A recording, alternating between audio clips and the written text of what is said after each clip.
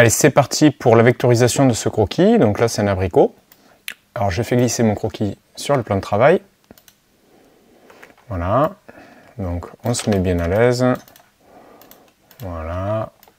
Alors, on va atténuer un petit peu. Voilà, je vais le mettre un peu plus en transparence. Voilà, pour que je sois à l'aise dans le tracé. Donc, je vais bloquer ce calque ici. Donc là, j'ai le calque, bon, j'ai mon calque croquis. Voilà, et là, ça va être ma vecto. Voilà, comme ceci. Alors, je vais commencer par tracer.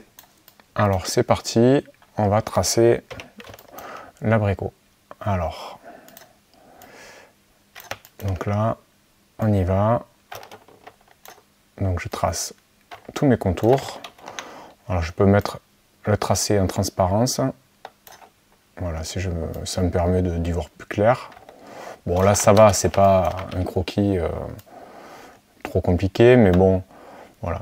Le tout, c'est d'être à l'aise. Voilà, et là, on va faire toute la forme qui est autour. Voilà, donc là, on a l'abricot qui passe par là. Voilà. Donc, toujours pareil, des formes douces. Voilà, des jolies tangentes.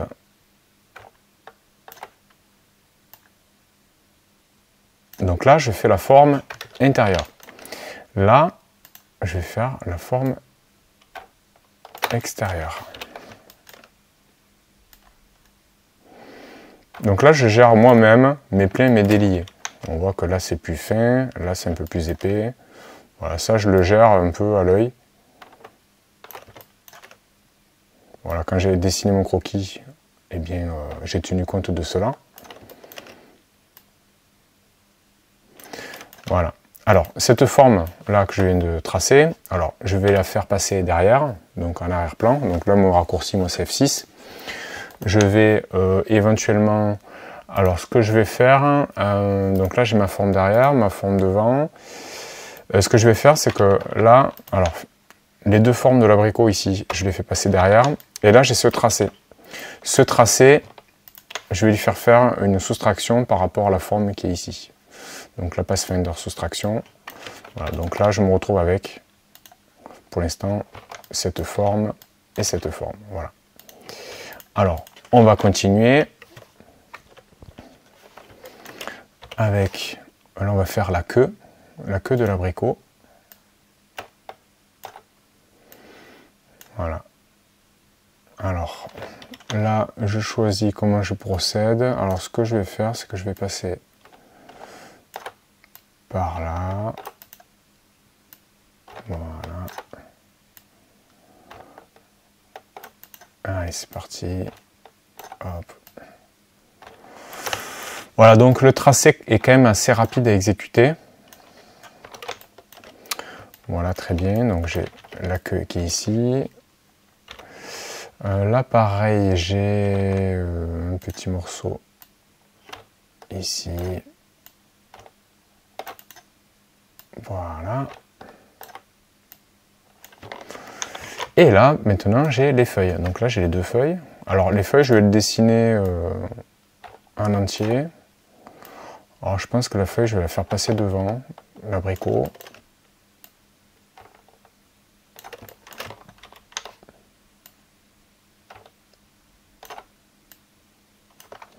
Voilà, donc là, voilà, je règle mes tangentes. Voilà, là, je vais faire ma forme extérieure.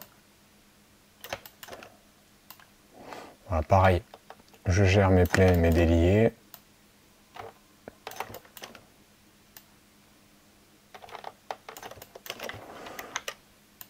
Et je termine ce tracé. Voilà.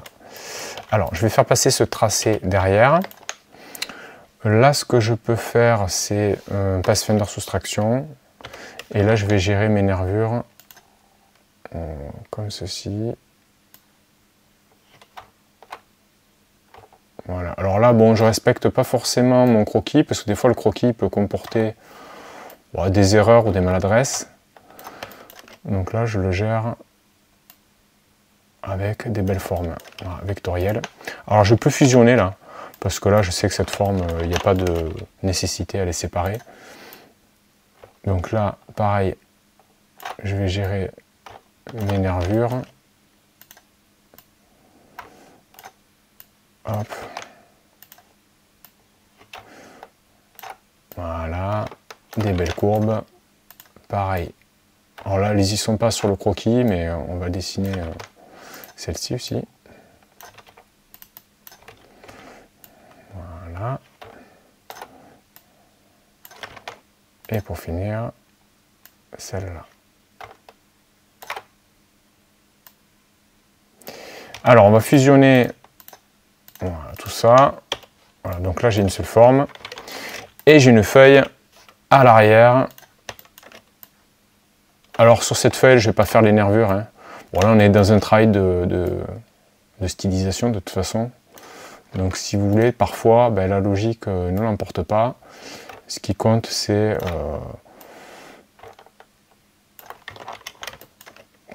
l'effet de style, quoi. Voilà, parce qu'après, ça va charger, il va y avoir trop d'informations. Voilà, donc là, j'ai ma forme ici, ma forme là. Donc là, alors, je vais faire quand même voilà, la nervure centrale, ici. Voilà, et cette forme, je vais la soustraire à celle-là. Donc là, Pathfinder soustraction, bon, moi c'est F2. Voilà, donc là, j'ai ma forme ici, ma forme ici. Donc là, j'ai vraiment tout ce qu'il me faut hein, maintenant pour exécuter ma colorisation. Alors, là, il va y avoir des petites problématiques à résoudre. Ici, on voit que la queue doit passer derrière cette forme. Alors, ce que je vais faire, c'est que déjà, je vais fermer cette forme, comme ceci. Voilà, donc là, je crée une petite forme arbitraire, de sorte à, voilà, je vais la fusionner. Voilà, donc là, j'ai une forme fermée. Alors, ce que je vais faire à présent, c'est que là, bon, allez, on va lui donner une couleur.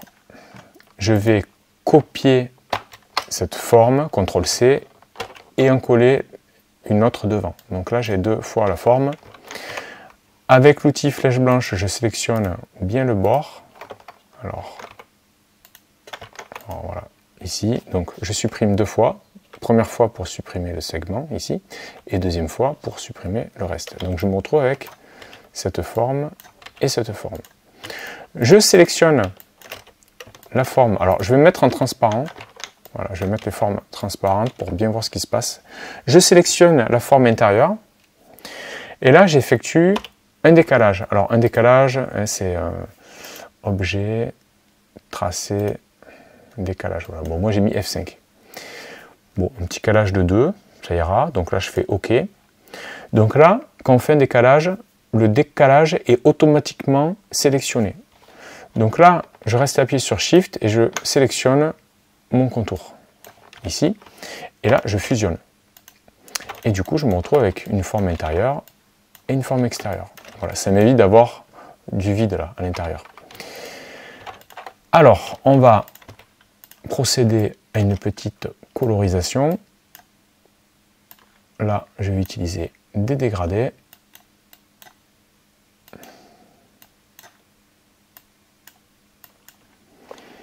Alors, Pathfinder division, donc ici, et je dégroupe, comme ça me permet d'avoir des formes indépendantes. Voilà, donc là je gère mes dégradés un peu comme je veux.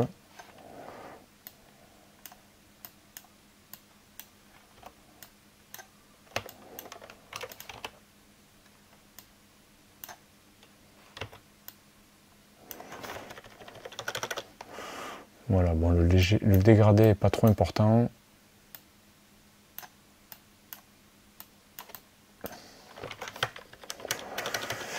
Alors, là, je souhaiterais que ma queue passe derrière cette forme qui est ici. Sauf que là, c'est du vide. Alors, je vais copier, coller devant la forme de l'abricot, ici. Donc là, j'ai deux fois cette forme. Je vais créer une forme comme ceci qui englobe le reste de la queue. Je vais la fusionner avec cette forme de l'abricot. Voilà, donc j'obtiens ceci. Je fais passer ma forme derrière. Voilà, je la mets en transparence pour qu'on voit un petit peu. Et cette forme-là, je vais la copier et la coller devant. Donc là, j'en ai deux. La première, je vais la sélectionner. Je vais sélectionner la queue ici. Et là, je vais effectuer un Pathfinder intersection. Et là, on voit que là, ça s'est bien découpé. Et la forme qui me reste, pareil, avec la forme intérieure de la queue. Donc là, Pathfinder intersection. Et là, c'est comme si la queue passait derrière cette ligne ici. Donc là, c'est plutôt pas mal. Et là, je vais continuer la mise en couleur de la queue de l'abricot.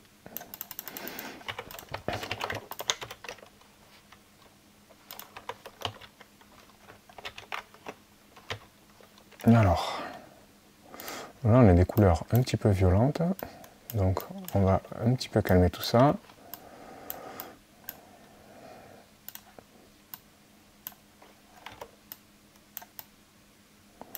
Voilà, alors là, ce que je veux, c'est un dégradé du foncé vers le transparent. Voilà, donc là, j'ai mon foncé, je le mets à 0, donc là, du foncé vers le foncé transparent. Je redirige mon dégradé, comme ça. Donc là, j'ai ma queue de l'abricot, voilà, donc si je suis satisfait, on va dire que c'est bon, je reste comme ça. Alors, si je veux rajouter un petit reflet, je peux, voilà. On va faire un petit reflet sur l'extérieur de cette forme. Je sélectionne ma forme, CTRL-C, CTRL-F, sélection avec ma forme, Pathfinder intersection. Et là, voilà un petit reflet comme ça. Alors, à présent, je vais sélectionner la queue complète. Voilà. Et là, je groupe. Voilà, comme ça, ma forme, elle est groupée, ça ne me met pas le bazar avec le reste. Comme ça, je vais pouvoir traiter le reste indépendamment. Alors maintenant, je vais procéder à la mise en couleur de mon abricot. Allez, c'est parti. Donc, on va utiliser des couleurs sympas. Voilà, donc là, on va faire un dégradé radial. Voilà, donc là, j'inverse pour que ce soit à l'intérieur.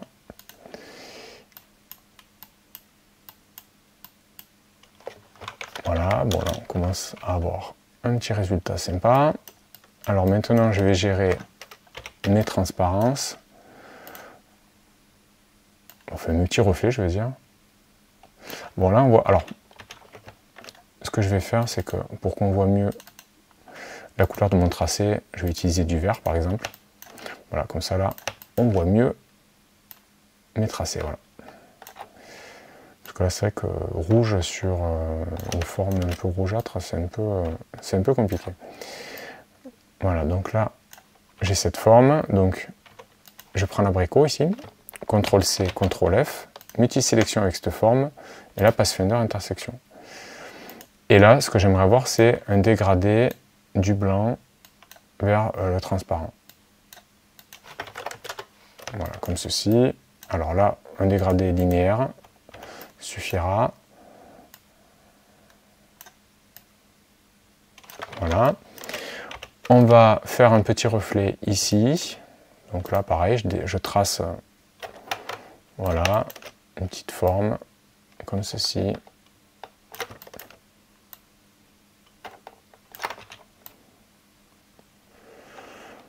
Voilà.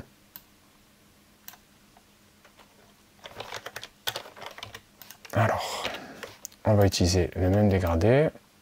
Voilà, donc à la pipette, je récupère mon dégradé. Et on peut faire un petit... On va faire voilà, une petite lueur ici sur le côté.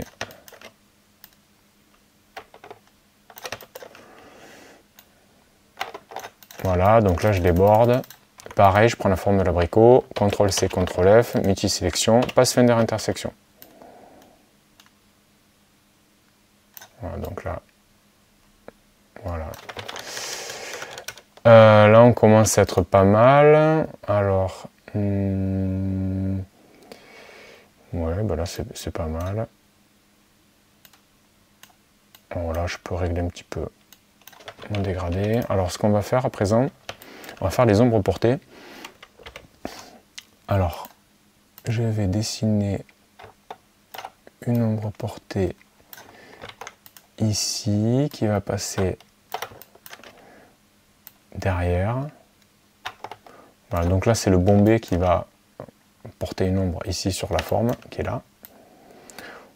Vous allez comprendre. Voilà. Donc là j'obtiens cette forme. Donc je prends toujours pareil l'intérieur de l'abricot. CTRL-C, CTRL-F, multisélection et Pathfinder intersection. Et là je vais mettre voilà, une petite transparence sur mon ombre. Alors la queue, je la fais passer devant. Et là je vais pouvoir fusionner mon abricot ici. Donc là je vais sélectionner voilà, toute cette forme. Je groupe, je fais passer derrière. Et maintenant on va gérer la feuille. Alors, la feuille, je vais récupérer les couleurs ici de la queue. Donc pareil, la feuille, CTRL-C, CTRL-F. Donc là j'ai 2 fois la feuille. Flèche blanche, je sélectionne l'extérieur. Je supprime 2 fois. Je sélectionne la forme intérieure. Voilà, décalage. Multisélection avec la forme extérieure. Je fusionne. Et là, je me retrouve avec la forme intérieure comme ceci.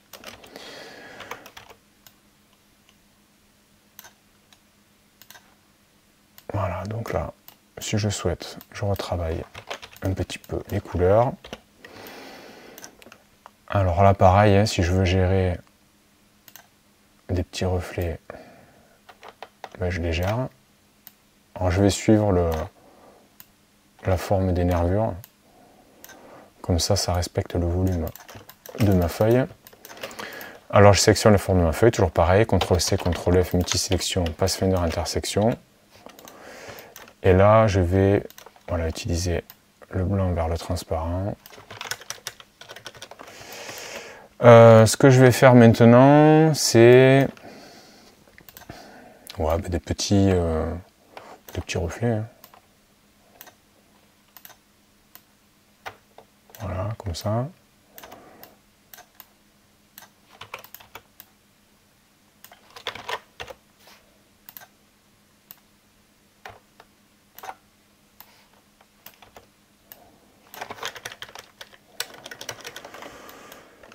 Voilà, je peux aussi rajouter des petites ombres. Voilà, en transparence.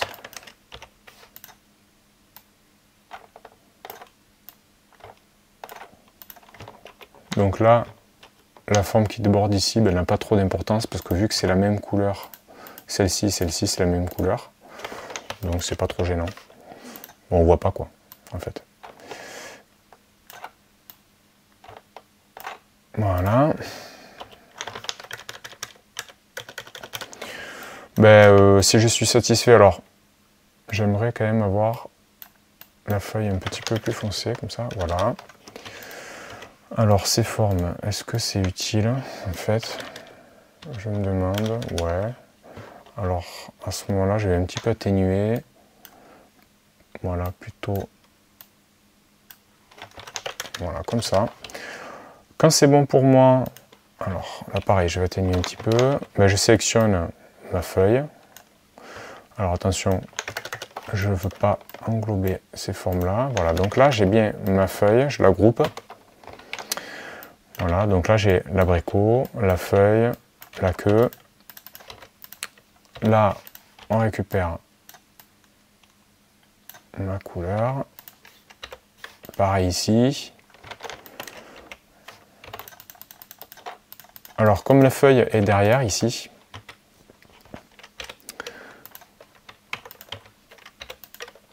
je ne vais pas trop tartiner ça de reflets, etc. Parce que sinon, ça va complexifier le dessin.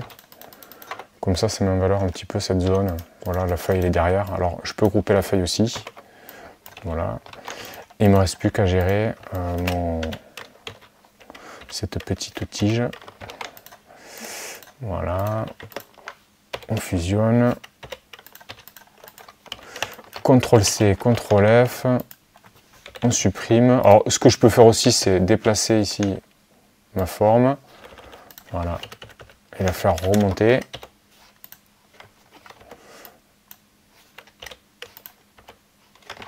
Voilà, donc ma petite tige, pareil, je groupe. Voilà, je la fais passer derrière. Alors, le fait d'avoir des objets autonomes, donc objet 1, objet 2, objet 3, objet 4, etc., c'est que là, si je veux effectuer un jour une animation, ben là, je peux, ou faire bouger ma feuille, je peux, vu que la feuille est indépendante du reste. Donc ça me permet de recomposer, ou je peux réutiliser la feuille, voilà, pour un autre abricot. Voilà, voilà, je peux faire un peu comme je veux, grossir celle-là, l'inverser au niveau du miroir, voilà, comme ceci. Voilà, donc il y a de quoi faire. Et à présent, ce que je vais faire, c'est que je vais sélectionner mon abricot en entier et le grouper. Voilà, comme ça, là j'ai vraiment un objet indépendant. Donc là, je me retrouve vraiment avec une vectorisation plutôt sympa de mon croquis, et c'était assez rapide à faire. Et voilà pour la vectorisation de l'abricot.